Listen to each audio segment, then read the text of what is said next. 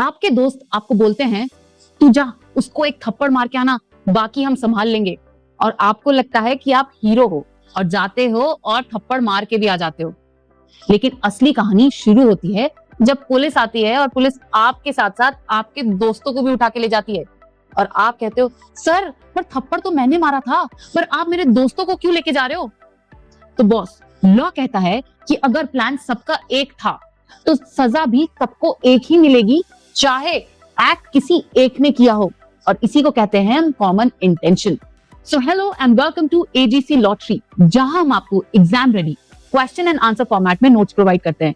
हम कर रहे हैं हमारा lecture 6 on the topic common intention, और इस लेक्चर में हम करेंगे short note of 5 marks on common intention under BNS.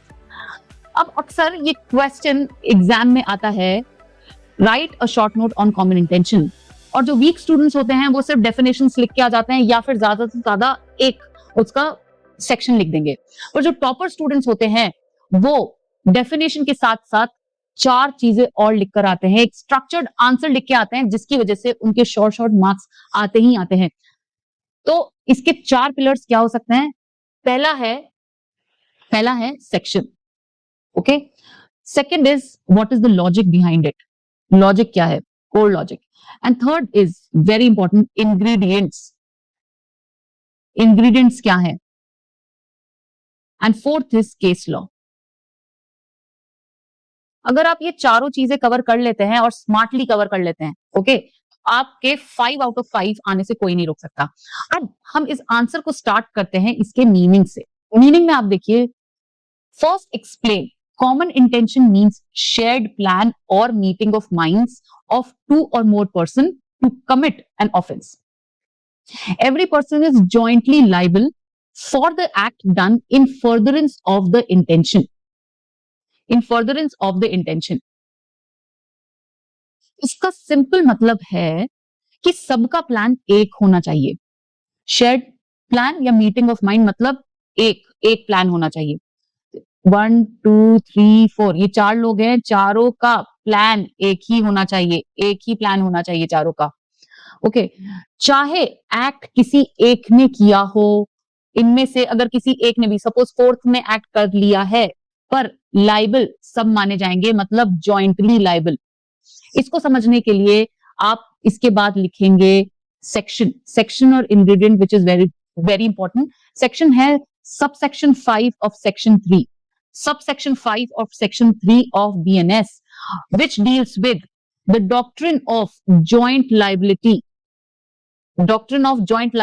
based on common intention. अब ये दोनों वर्ड्स बहुत इंपॉर्टेंट है और यही 2 कीवर्ड्स हैं जो आपको आपके आंसर में लिख के हाईलाइटेड होने चाहिए, लिख के ही आने हैं। और इसको हम समझेंगे एक बैंक रॉबरी के इंस्टेंस से। तो समझो, 3 लोग होते हैं, उसमें से जो पहला इंसान होता है वो बैंक के अंदर जाता है, ओके। ये बैंक है, उसमें से जो पहला इंसान है वो बैंक के अंदर जाता है लूटने, और उसको कहते हैं हम डूअर। और जो दूसरा इंसान है वो बाहर खड़ा रहता है एज अ गार्ड, तो उसको हम कहते हैं गार्ड, ये देखने के लिए कोई पुलिस तो नहीं आ रही। और तीसरा इंसान है वो कार में बैठा रहता है कि जैसे ही चोरी करके आए मैं इनको लेके भाग जाऊंगा, और वो है ड्राइवर। अब यहाँ पे समझने के लिए बात ये है कि तीनों का प्लान एक था, चोरी करना, ओके। सो यहाँ पे हो गया meeting of minds, shared plan. इसीलिए तीनों रॉबरी के लिए इक्वली जॉइंटली लाइबल माने जाएंगे, और यही है हमारा जॉइंट लाइबिलिटी। चाहे पैसा सिर्फ डूअर ने लूटा हो, पर ये तीनों ही बराबर के लाइबल माने जाएंगे, जॉइंटली लाइबल माने जाएंगे। अब इसके अंदर हम इनके 4 इंग्रेडिएंट्स देखते हैं। 4 इंग्रेडिएंट्स को समझने के लिए और हमेशा याद रखने के लिए आप ये फॉर्मूला याद रखिए, 2MPF। 2MPF ये फॉर्मूला याद रख लिया, आपको कुछ याद रखने की जरूरत ही नहीं है। तो पहला है 2 मतलब इसमें 2 या 2 से ज्यादा लोग होने चाहिए। M मतलब कॉमन इंटेंशन या मीटिंग ऑफ माइंड्स, M मतलब मीटिंग ऑफ माइंड्स। P मतलब पार्टिसिपेशन, उन्होंने पार्टिसिपेट किया होना चाहिए, जैसे गार्ड या फिर ड्राइवर के रूप में। और फोर्थ इज F मतलब फर्दरेंस ऑफ इंटेंशन, कुछ एक्ट करना चाहिए इंटेंशन की तरफ, मतलब इंटेंशन उनका रॉबरी था तो रॉबरी की तरफ कोई एक्ट होना चाहिए, जैसे कि वो उसने गार्ड का वॉचमैन का एक्टिविटी की और तीसरे ने ड्राइवर की एक्टिविटी की। अब यहाँ पे जो समझने वाली बात है पार्टिसिपेशन और फर्दरेंस ऑफ कॉमन इंटेंशन की, वो ये है, कंसेप्ट क्लैरिटी के लिए आप समझिए कि common intention on the spot भी डेवलप किया जा सकता है। मतलब जरूरी नहीं है कि आप महीनों और सालों तक तैयारी कर रहे हो सकता है कि आपके सामने चोर चोरी करने जा रहे हो बैंक में और आपने कहा चलो चलो मैं भी चलता हूं, तो that is on the spot intention. तो ये कॉमन इंटेंशन आपका ऑन द स्पॉट भी होना चाहिए। साथ ही जो बहुत इंपॉर्टेंट बात है, near presence is not enough. सिर्फ खड़े रह के देखना इज नॉट इनफ, पार्टिसिपेट भी आपको करना पड़ता है। Participation with shared intention is required. Okay, so intention plus participation, intention plus participation equals to liability, intention plus participation equals to liability. okay, so इस पे ही आप लैंडमार्क जजमेंट एक जो लिख के आएंगे वो है महबूब शाह वर्सेस एम्परर। ये बहुत लैंडमार्क जजमेंट है कॉमन इंटेंशन का। इसमें फैक्ट्स बहुत सिंपल है। नदी के किनारे दो ग्रुप्स लड़ाई कर रहे थे, तो एक ग्रुप में से एक लड़के ने आवाज लगाई हेल्प के लिए, और अंदर से दौड़े आए दो लोग with loaded guns during the incident. दो लोग आए, पहला आया महबूब शाह और दूसरा आया वली शाह। वली शाह ने गोली चलाई और सामने वाली पार्टी में से एक की डेथ हो गई। महबूब शाह ने गोली चलाई और सामने वाली पार्टी में से एक इंजर्ड हो गया। तो कोर्ट ने इसके अंदर बहुत इंपॉर्टेंट बात ये कही थी कि ये वहां पे प्रेजेंट थे, आए थे ये हेल्प करने बाकी लोगों के साथ, बट इनका इंटेंशन सेम नहीं था। मतलब मीटिंग ऑफ माइंड नहीं था, प्रायर मीटिंग ऑफ माइंड्स नहीं थी, क्योंकि दोनों ने सिर्फ हेल्प के लिए गोली चलाई थी। साथ ही उन्होंने कहा कि जो कॉमन इंटेंशन है, यहाँ पे कॉमन इंटेंशन प्रूव नहीं होता है, इसीलिए जॉइंट लाइबिलिटी नहीं है। और साथ ही common intention is not as same as similar intention.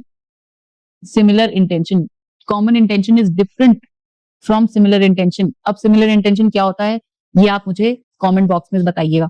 Okay, very important, आपकी कंसेप्ट क्लैरिटी के लिए बहुत बहुत ज्यादा जरूरी है। अब इसके बाद आप सिंपल एक कंक्लूजन लिख देंगे। कंक्लूजन में लिखिए कॉमन इंटेंशन के लिए क्या जरूरी है, शेयर्ड इंटेंशन प्लस पार्टिसिपेशन और मीटिंग ऑफ माइंड। बेसिकली जो आपने लिखा है ऊपर, उसी को एक लाइन में आप कंसाइजली लिख दीजिए। तो कॉमन इंटेंशन, ये फॉर्मूला याद कर लीजिए, common intention plus single act. सबकी प्री मीटिंग ऑफ माइंड्स थी, पर एक्ट किसी एक ने किया, सिंगल एक्ट किया, पर इससे क्या हुआ, जॉइंट लाइबिलिटी बन गई, सारे लाइबल माने जाएंगे। ओके, हिंदी मीडियम स्टूडेंट्स के लिए आंसर ये रहा। तो हिंदी मीडियम स्टूडेंट्स इस आंसर को देख के और अपना नोट्स बना सकते हैं। ये ऐसा ही है जैसे ऊपर मैंने दिया है, ऑलमोस्ट सेम टू सेम। तो थैंक यू सो मच। अगर आपको लेक्चर पसंद आया हो तो लाइक शेयर सब्सक्राइब जरूर करना। ये सीरीज जरूर फॉलो करना बीएसएनएस के कंसेप्ट क्लैरिटी के लिए और क्वेश्चन एंड आंसर फॉर्मेट्स में, क्योंकि क्वेश्चन एंड आंसर्स आपको पता होना चाहिए कि एग्जाम में एग्जैक्टली हम क्या लिख के आएंगे तो हमको कितने मार्क्स मिलेंगे। और बेसिकली जो मुझे समझ में आता है, यही एक चीज जो बच्चे लैक करते हैं। बच्चों को कंसेप्ट पता है, बच्चों को पता है कि क्या कैसे आता है, थ्योरी पता है, पर प्रैक्टिकली उसको एग्जाम में कैसे लिखना है ये नहीं पता है, जिसकी वजह से बच्चों को मार्क्स नहीं मिल पाते हैं। इसी के लिए मैं आपको कह रही हूँ कि आप लेक्चर 1 to 5 जरूर देखिएगा, आपके फाउंडेशन अच्छे होंगे। So thank you so much. I am Arushi Gaur Chauhan और मिलते हैं नेक्स्ट लेक्चर 7 में। बाय।